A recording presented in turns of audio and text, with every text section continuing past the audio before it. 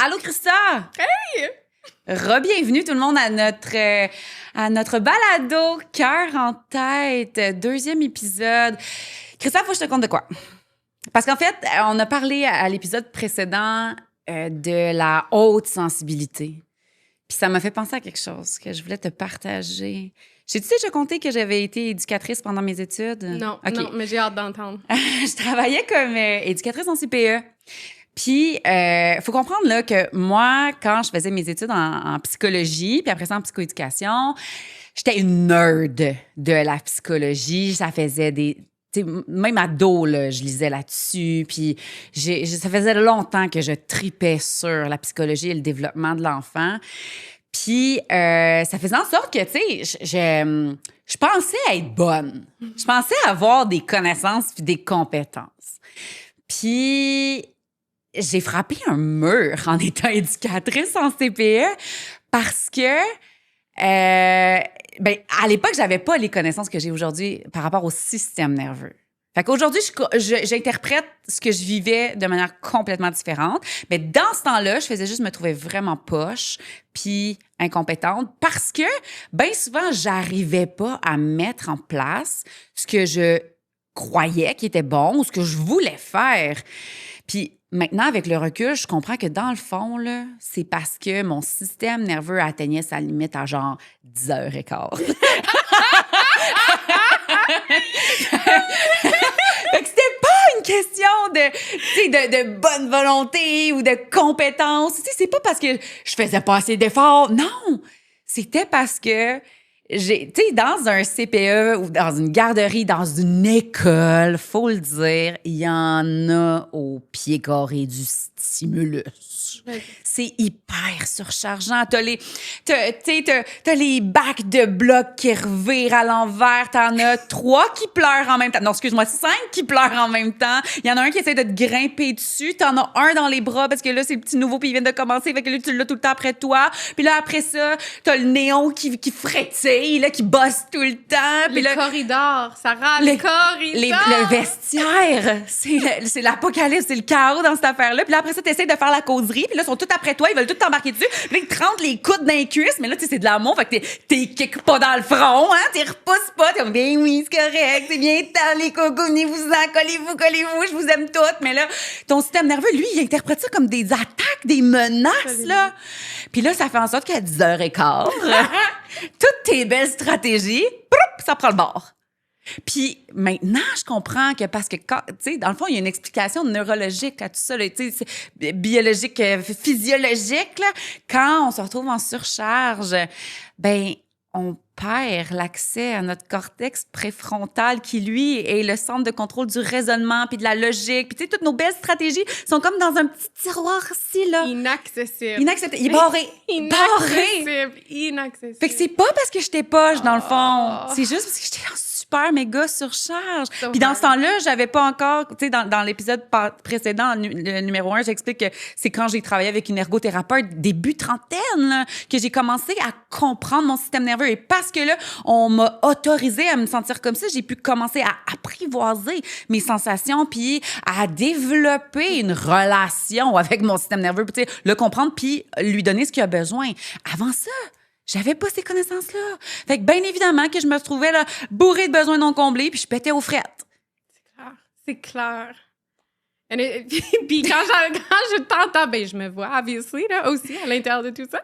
Mais c'est important de le nommer. C'est important de le nommer parce que tellement souvent, on pense que c'est nos compétences ou c'est qui on est ou je suis pas assez bonne ou oh mon Dieu, comment ça se fait que moi, j'y arrive pas puis je lis un livre puis j'y arrive pas encore. Mais non, c'est pas ça. C'est qu'on a des besoins, on a des émotions, on a notre propre sensibilité aussi. And it's normal. C'est hard. Ouais. C'est hard. Un adulte avec plusieurs enfants en contexte de groupe, c'est hard. Je pourrais le dire et le dire over and over, là, mais absolument. Vraiment.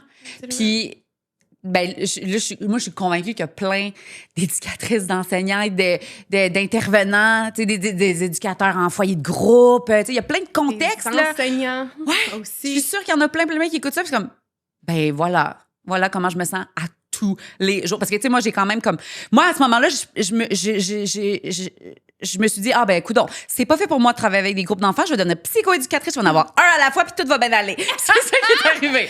Ça va bien, un à la fois. Et là, on est devenu maman. Et là, on est devenu maman, puis tout a sacré le camp. Tout a changé. Non, mais je trouve ça important que tu nommes ça au niveau de l'espèce de tolérance, puis comment ça se fait qu'on n'y arrive pas nécessairement, même si on veut. Tu parlais de vouloir, puis c'était pareil. Tu sais, c'était pareil pour moi, là.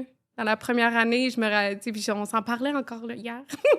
Mais c'était vraiment en lien avec moi. C'était la première année de vie et c'était intense. C'était intense. L'accouchement n'a pas été comme je voulais du tout. L'intensité des pleurs, juste les pleurs, là. Si on parle juste des pleurs là, de mon bébé, là, qui pleurait 19 heures sur 24, là. Ben, quand on parle de péter aux frettes, quand on parle de surcharge du système nerveux ou encore... Moi, souvent, je parlais de surcharge d'alarme, là, donc mon alarme system, il fait rien que shaker. Là. Ben, je l'ai vécu aussi. Puis même si j'avais une base de connaissances comme toi, une belle valise, j'étais comme « I am ready. I am ready for this. » No, I wasn't. Je n'étais pas prête à cause, entre autres, de comment ça s'est déroulé et aussi de comment mon isolement que j'ai vécu aussi à ce moment-là. Donc, je ne veux pas faire part aux nouvelles mamans à devenir non plus. C'est pas ça. Chaque personne a leur histoire. Mais moi, c'était une d'expérience de même si j'ai des connaissances. Mais c'est pas suffisant. C'est ça. Comme je disais dans l'épisode précédent, en joke, je disais, on a beau être prêt, là, avoir toutes les connaissances, ben notre système nerveux, il est pas prêt à recevoir un dinosaure en plastique dans le front, mais il est pas prêt non plus à entendre pleurer. Puis tu sais, c'est intense, des pleurs de bébé, là. Puis tout le fait de plus avoir de bulles. Ton corps t'appartient plus, ton temps t'appartient plus, tu sais ta vessie. Ton rythme de vie, il est maintenant, tu sais, aligné plus en fonction de tes propres besoins, mais de ceux d'un nouvel humain.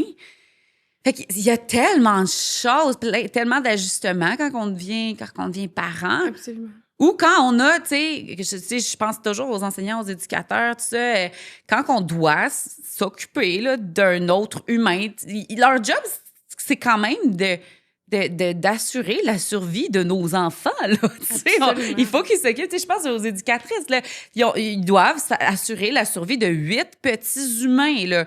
C'est drainant d'assurer la survie de 1 ou 2 là, quand c'est nos enfants. Mais imagine 8 en même temps. Il faut aller au parc là, avec 8 humains. Bien évidemment que tu es en hypervigilance non-stop. Parce que tu sais que Mathis, il va péter sa coche. Tu sais pas quand.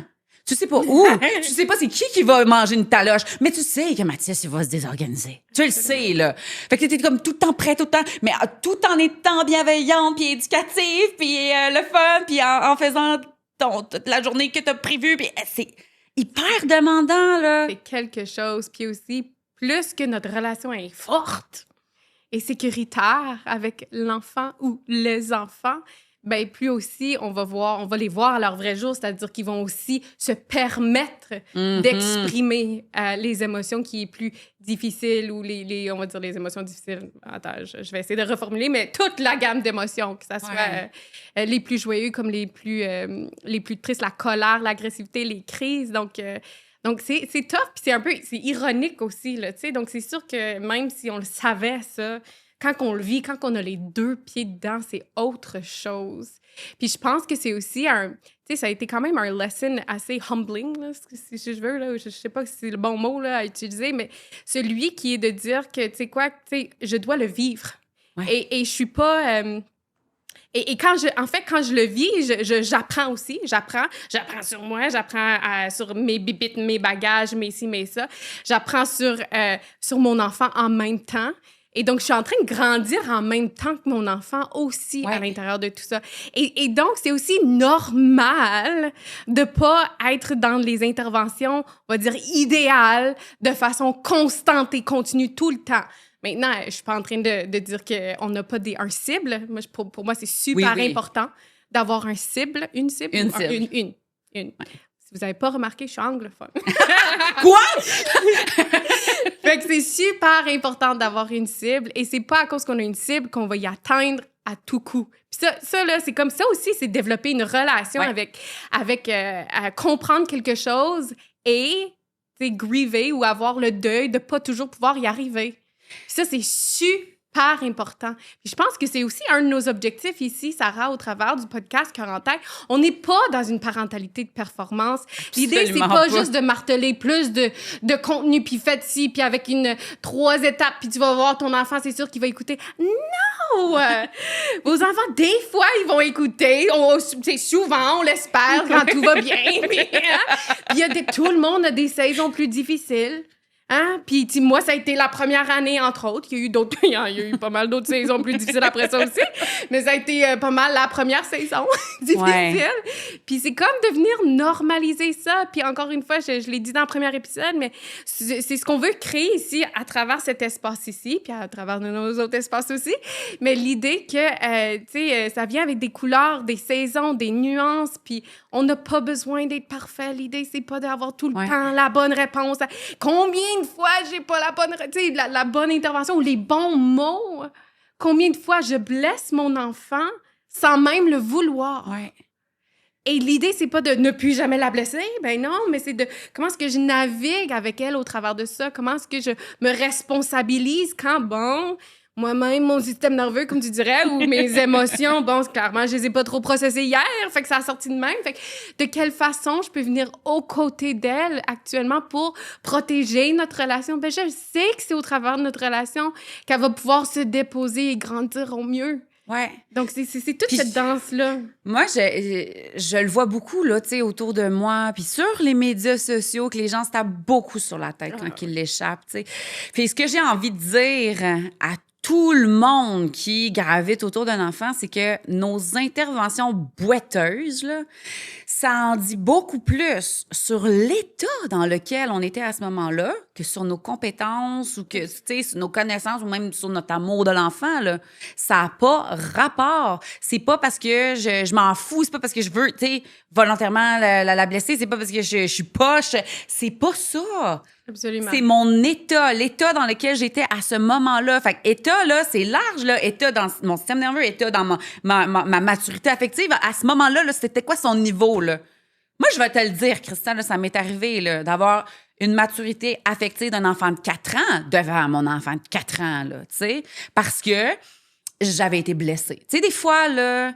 C'est Deborah McNamara qui dit qu'il n'y a rien qui teste plus la maturité d'un adulte que l'immaturité d'un enfant. Absolument. Puis c'est tellement ça, là, tu sais, quand nos enfants, ils vont nous dire « je t'aime pas », qu'ils nous rejettent. Puis des fois, hey, se faire rejeter par la personne que t'aimes le plus au monde, là, ça fait mal. Absolument. Fait que des fois, ça se peut, là, que tu sais, surtout, je me souviens, faut que je te conte ça. You go. J'avais une... quand j'étais en rôle conseil auprès des éducatrices, parce que quand j'étais en CLSC, pendant un petit bout, j'étais au programme de soutien au CPE Garderie. Puis là, je soutenais une éducatrice qui était vraiment géniale. Elle était bonne, elle était intelligente, elle voulait, là. Puis j'avais évalué un enfant dans son groupe, puis c'était un enfant qui était extrêmement poqué au niveau affectif, au niveau relationnel.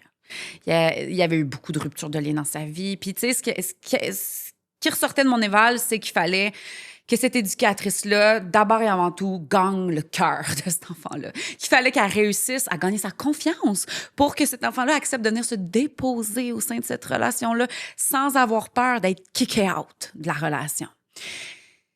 Puis, elle comprenait tout ça. Je le voyais, là, que sa tête comprenait. Son cœur voulait être cette personne-là. Mais elle n'était pas capable. Elle n'y arrivait pas. Puis bien évidemment, j'ai pas dit, fais plus d'efforts. J'ai pas dit, là, on va te donner plus de connaissances, lis plus de livres. Ben non, je savais, là, que sa difficulté, elle résidait dans son état. Il y avait quelque chose qui faisait qu'elle n'était pas capable. Puis là, en jasant, en creusant avec elle, dans le fond, c'est ça, j'ai voulu voir au-delà de ses comportements à elle. J'ai pas voulu, là, changer ses comportements. J'ai voulu comprendre qu'est-ce qui se cachait derrière ça. Puis en jasant, là, j'ai appris qu'elle avait été victime d'intimidation, de rejet, tout son parcours scolaire, tu sais, fait que se faire pousser dans les cases, se faire lancer des affaires, se faire blesser physiquement, se faire humilier, se faire rejeter, se faire... tu sais, toutes ces affaires pas le fun-là, qui sont hyper traumatisantes, ben là, Ça avait laissé une blessure affective sur son petit cœur. Puis quand elle se faisait rejeter, lancer des choses, pousser par l'enfant, les va-t'en, je t'aime pas, puis t'es méchant, ben ça réouvrait gros même une blessure affective qui avait jamais été adressée. Fait qu'elle était pas capable d'être l'adulte qu'elle voulait être pour cet enfant-là. Elle était pas capable de lui offrir ce qu'il avait besoin, même si sa tête comprenait ce qu'il fallait faire, même si on avait fait un plan d'intervention avec toutes les affaires, tous les moyens pour connecter, là. Elle les avait toutes noir sur blanc, qu'est-ce qu'il fallait qu'elle fasse? Elle était pas capable de le faire. Elle était trop... C'est ses défenses qui s'activaient pour protéger cette blessure, cette vulnérabilité-là.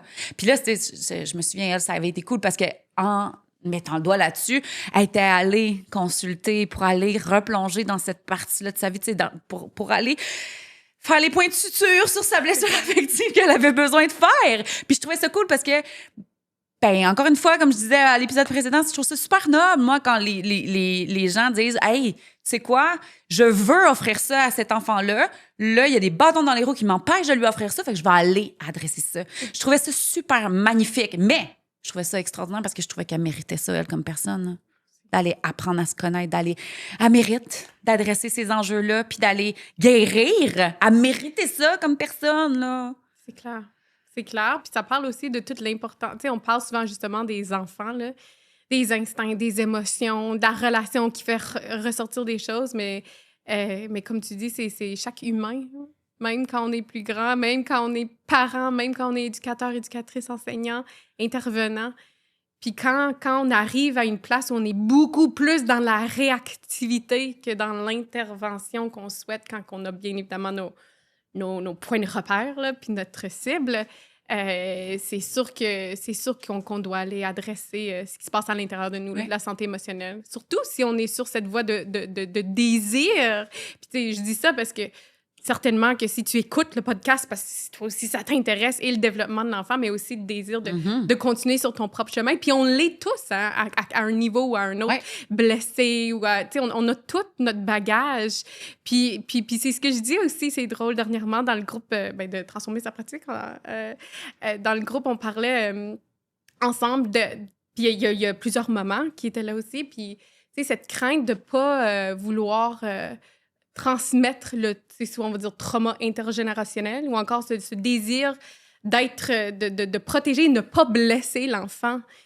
Et on parlait de la nuance de tout ça parce que oui, on veut sortir de l'hyper-réactivité, mais de déjà se mettre dans la tête qu'on va les blesser. Mais là. oui. On va...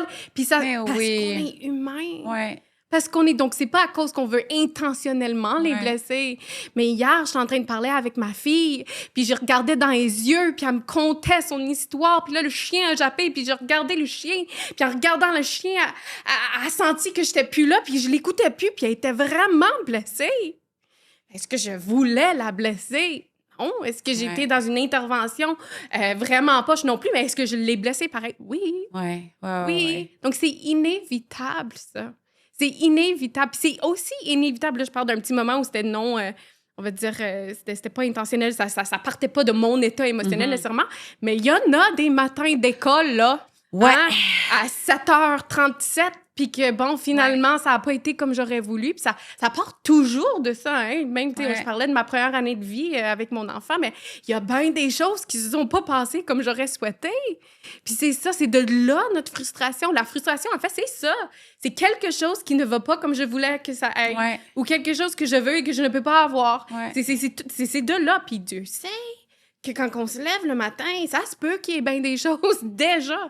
Tu parlais de 10h15, on va dire à 7h37, là, 7h37, j'ai pas mon lait pour mon café, j'ai ouvert le frigidaire, le feta cheese, il est parti partout. Mon enfant, elle a de la gomme dans les cheveux, elle n'est pas supposée de manger la gomme. Surtout pas à 7h25 le matin.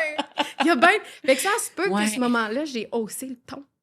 T'sais, donc oui, ça se peut que je sois dans la réaction ou dans une intervention, même si je sais... Puis on le sait, moi et toi, Sarah, qu'il ne faut pas... Mais c'est ça! Il y a une maudite différence entre ce qu'on sait et ce qu'on est capable de faire concrètement sur le terrain. Donc... Puis ça veut pas dire que je vais minimiser. Puis fait que là, à partir de maintenant, on engueule nos enfants puis on garoche notre stress sur eux autres. C'est pas ça qu'on dit non plus, tu sais. Exact. Tu sais, moi, ça va arriver des fois, justement... que je me souviens un moment donné, tu sais, il pleuvait, puis là, il faisait froid. J'essayais d'attacher ma fille dans le banc d'auto, là. Puis là, elle avait sa pouliche Tanky, là, qu'elle s'appelle Tanky. Elle l'amène partout. C'est un gros toutou rose. Puis là, puis ça me bloquait la vue. Puis là, j'ai pris Tanky, je l'ai garoché à bout de bras dans l'auto quand même, là. Je suis pas sans cœur à ce point-là. Dans l'auto. Puis là, la petite face d'Elisabeth, là, que... Maman, c'est pas gentil, ça! Puis là, je me sens mal. Puis je dis, ben, t'as raison, Elisabeth. Tanky, elle méritait pas de se faire garrocher à bout de bras. Là, j'étais stressée, j'ai froid, j'essaie de faire quelque chose, ça marche pas comme je veux. Ça m'a stressée. Puis là, j'étais toute garoché mon stress dessus. T'as raison, il aurait fallu que je calme mon corps. Puis après ça... parce que moi, pour moi, c'est important que ma fille, elle apprenne que même si je suis dans tous mes états, elle mérite pas de se faire parler comme de la chenoute. Puis elle mérite pas que je garoche les affaires qui sont précieuses pour elle, OK? Elle mérite pas ça. Mes émotions, c'est ma responsabilité. Elle peut pas être responsable de mes émotions. Je suis responsable de mon système nerveux. Fait que je suis allée... Là, je suis retournée conduire, puis là, j'étais un peu honteuse, on dirait, là, de me dire, Colin, I should know better. Je devrais savoir mieux. Je suis psychoéducatrice. Tu sais, c'est tout le temps ça, là. Je devrais être meilleure que ça parce que j'ai les connaissances. Mais là, finalement, en tout cas, là, je décide, au lieu de me taper sa tête, d'utiliser ça pour faire mieux la prochaine fois. Puis là, on avait un autre arrêt à faire après ça. On avait plusieurs, courses à faire. Fait que là, quand vient le temps de la réinstaller dans son siège, là, je dis, un petit peu, là, je veux juste prendre le temps de respirer pour calmer mon corps parce que des fois, la boucle est difficile puis ça me fait perdre ma patience. Fait que là, je lui montre, là, que je suis responsable de mon état, t'as pas toi. Parce que sur le coup, elle dit, regarde, maman, Tanky, elle bloque pas, là. Hey, c'est correct. C'est correct, là. C'est pas toi qui t'as pas à marcher sur des œufs parce que t'as peur de ma réaction. T'es pas responsable de mon système nerveux, c'est moi. Moi, je vais prendre des respirations. Puis, mais merci, c'est gentil de tasser Tanky, ça m'aide beaucoup quand tu fais ça. Mais tu sais, je voulais pas qu'elle se sente responsable de ça. Puis, par après, c'est arrivé, là, à des fois que j'ai haussé le ton, puis elle dit, là, maman, là, il faudrait vraiment que t'ailles calmer ton corps. Puis, tu sais, sur le coup, je suis comme, tu sais, mon ego, là, ma maturité affective, des fois, là, ça fait comme, t'es qui, toi, pour me dire quoi faire? Mais en même temps, je me rappelle, hey, non, c'est ça que je veux. Je veux qu'elle accepte de personne de se faire parler comme de la chenoute. Puis qu'elle envoie le message que, OK, je vois que tu vas pas bien, là, ben, va te gérer, parce que moi, je mérite pas. Absolument. De recevoir ça. Absolument. Puis elle a tout le temps raison quand elle me dit qu'il faut que j'aille calmer mon corps. Elle a tout le temps raison. Fait que là, il faut que je puise dans ma maturité affective pour être capable d'être toujours une couche plus mature qu'elle puis de faire ce que j'ai besoin de faire. Absolument. Puis là, on est en train de normaliser le fait d'être à bout, hein, par moment, de dire en fait que c'est humain et... C'est pas à cause que c'est humain qu'on dit « Ah ouais, on est tous humains, puis on est tous, on va aller dans la négligence. » Là. On est loin de là. On est en train de normaliser, on va dire, les petits écarts quand ça arrive. Des fois, comme je dis, il y a des saisons qui sont plus tough que d'autres. Et puis j'entends que quand tu dis tu sais, j'ai senti mal, je me suis senti mal, puis absolument, tu sais, notre sentiment de culpabilité, puis on aura un bel épisode. Oui, on va avoir un épisode sur la culpabilité. Mais elle est importante. Fait que de façon très brève, là, elle nous sert. Puis c'est dole qu'on le vit, puis c'est pas le fun, le Moses de culpabilité, mais maudit. C'est un sac, ça? Non, c'est correct, maudit. C'est correct. Mais maudit qu'elle est importante parce qu'elle sert à nous réaligner. Donc, s'il vous plaît, là, au fil du temps, on va développer une relation avec la culpabilité, mais elle est vraiment importante. Donc, ce que j'entends, puis c'est pour tout le monde qui nous écoute, que tu sois parent, intervenant, enseignant, tu sais, name it, là, we're gonna mess up. On va avoir des faux pas par moment. Puis c'est de le reconnaître, de se responsabiliser par rapport à ça, to acknowledge, de venir auprès de notre enfant qu'on a blessé, que ça soit intentionnel ou non. Ben, intentionnel, peut-être pas intentionnel, là, mais tu sais, des fois, on dit des affaires versus, comme je dis tantôt, quand je roulais, quand j'ai juste regardé mon chien. Là, mais l'idée, c'est de venir aux côtés de nos enfants et de dire « Je te vois dans ce que tu vis. Tu as eu peur. Tu as eu peur. » Puis t'as raison de pas avoir aimé ça. Ben, exact. Puis you know what? Mom was, et je vais essayer de faire mieux. Tu peux compter sur moi. Demain matin, ça va aller mieux. Donc, on reconnaît la blessure, on responsabilise, on leur donne, tu sais, comme tu dis, là, tu valides ce que tu es en train de me dire. Et puis, tu peux compter sur moi. Tu n'es pas responsable. C'est ça. Et c'est ça la différence. Et faire attention de comment on s'excuse. Parce que souvent, on va entendre parler de la réparation, puis là, l'excuse et tout ça. Mais l'idée, c'est pas demander le pardon de notre enfant. S'il vous plaît, pardonne-moi, s'il vous plaît, s'il vous plaît. Non, là, ça, on va... C'est un autre épisode. On va en parler en long et en large du pourquoi, mais l'idée, c'est d'assumer, de reconnaître, de venir aux côtés, de réparer, de s'excuser s'il faut, mais encore avec cette excuser avec intention et responsabilisation. Là. C'est-à-dire que I messed up, j'ai pas fait ça, tu mérites pas ça, tu peux compter sur moi.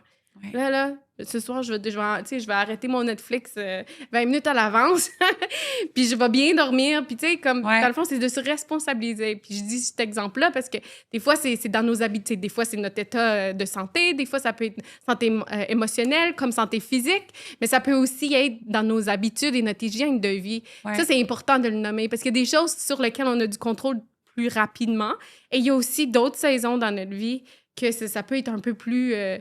difficile un peu plus longtemps. Oui, et puis tu sais, même notre éducation, si on a été éduqué qu'on n'a pas le droit de rouspéter, qu'on n'a pas le droit de faire un reproche à un adulte, là, parce que l'adulte, il a tous les droits, puis il a toujours le dernier mot, bien évidemment que si ton enfant te fait remarquer que tu n'as pas été correct, bien ça se peut là, que ça éveille tes défenses, puis que tu aies envie de dire, bien si tu voulais pas que je crie, bien t'avais rien qu'à écouter.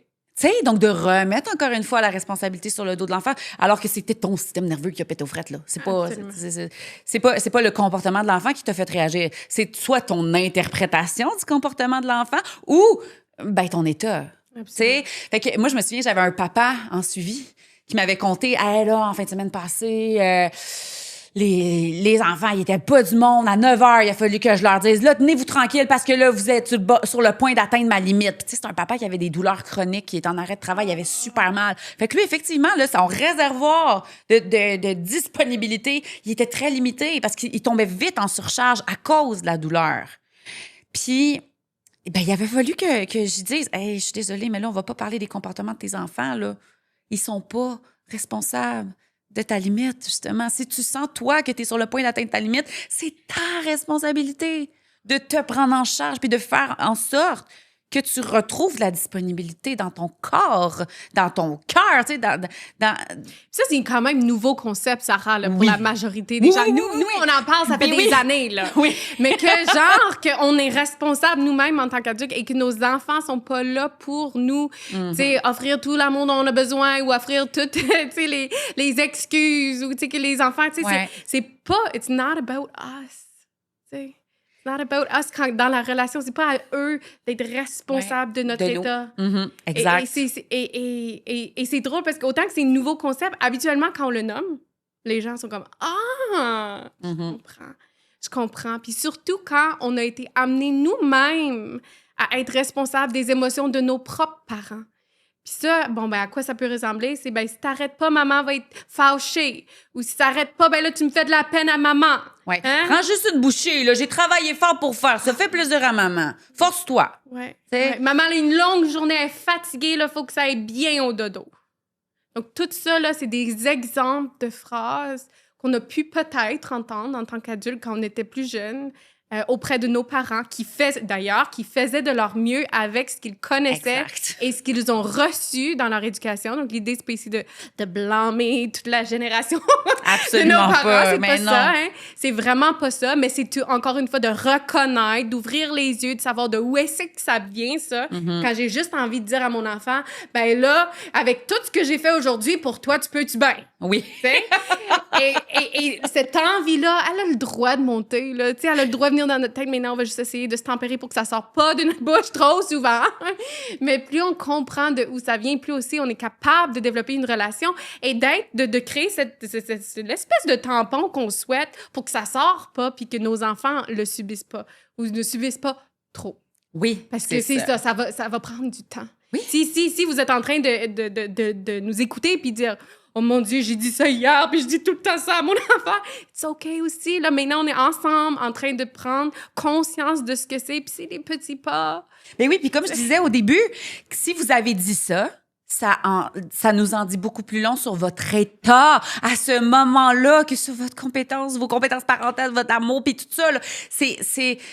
Puis justement, c'est ce qu'on souhaite offrir, un espace. Tu sais, notre plateforme, la plateforme Cœur en tête, c'est un espace pour prendre conscience de nos états, pour aller parler justement des interventions boiteuses qu'on a faites, puis de pas avoir peur d'aller les mettre sur, tu sais, d'aller en parler pour aller chercher le regard d'un autre, peut-être de comment tu te sentais. Honte au travers de ça, enlever. Tu sais, dans le fond, l'antidote à la honte, c'est la connexion. Écoutez, on vous le dit, là, que we mess up, là. Ouais. Puis, tu sais, des fois, presque à tous les jours. Tu comprends, là?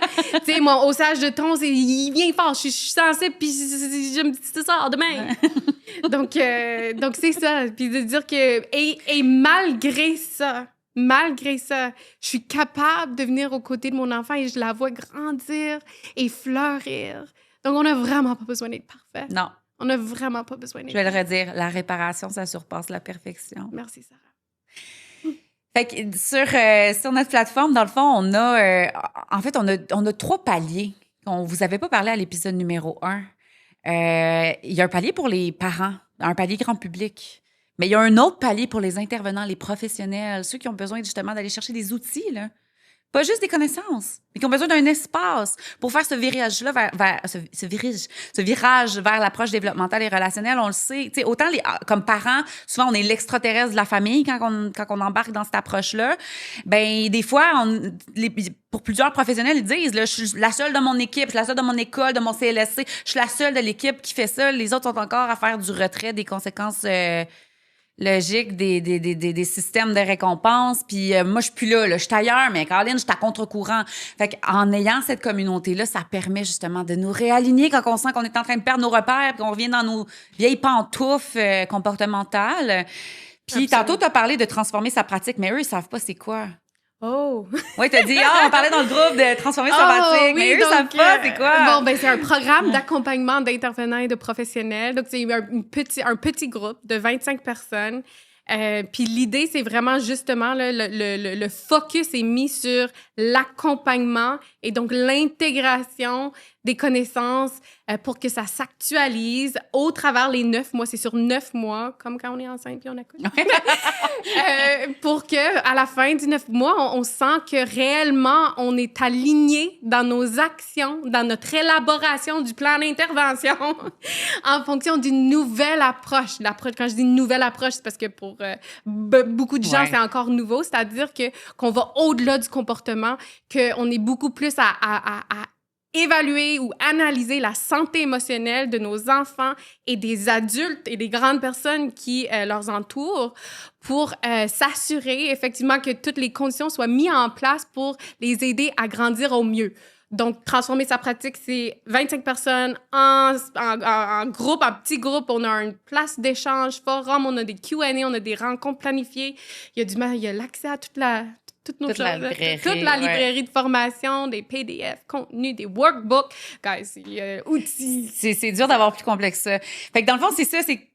Tu sais, dans notre épisode 1, on parlait de notre mission, qu'on voulait rien de moins que révolutionner le domaine de l'éducation. Puis, ben pour ça, c'est sûr que ça passe par les professionnels. Vous êtes des alliés. On a besoin de vous autres. On a besoin que vous embarquiez, vous autres aussi, dans cette approche-là pour protéger la santé émotionnelle des enfants, pour vraiment leur offrir les conditions optimales pour qu'ils se développent à leur plein potentiel puis faire des humains extraordinaires. Absolument, absolument. Puis souvent, on le sait puis on le file. Là. Ouais. On le file en tant qu'intervenant, là, quand on est en train de mettre en place, quand on était éducatrice à la garderie. Parce que moi, j'ai été éducatrice à la garderie.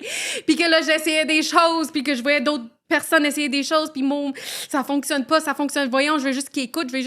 Mais oui, mais tu sais, il y a autre chose là, que juste la technique d'intervention ciblée pour que l'enfant écoute. Hein? On parle d'une dynamique de relation et tout ça. Donc, souvent, en fait, les gens qui sont vraiment connectés aussi, ils savent que des fois, ce que je suis en train de mettre en place, je file qu'il y a un écart entre ce que je veux voir ou ce que je veux ressentir dans mes interventions et ce qui est en train d'être mis en place. Et donc, si vous êtes un peu là-dedans, je pense qu'entre autres, là, le palier avec transformer sa profession ou encore au niveau le palier professionnel pourrait être des options super intéressantes. Oui, parce que dans le fond, qu'on soit parent ou professionnel, intervenant, On l'a dit, c'est pas juste une question de connaissances. On a beau les avoir, le savoir-être, la posture, l'attitude, ce qu'on dégage, c'est ça la clé. Fait que c'est ça qu'on veut travailler, en fait, sur notre plateforme. On veut vraiment vous amener comme une coche au-dessus, là. On n'est plus juste dans des techniques, là. Il faut une nuance. Ouais. Moi, j'aime ça, plein Full de nuances. nuance, Tu sais, ouais. de prendre les études de cas. Ouais. Donc, Ah, voilà. hey! Ben, en tout cas, ça met la table pour notre prochain épisode sur l'autorité naturelle. Yes! On se revoit bientôt. À bientôt! Bye!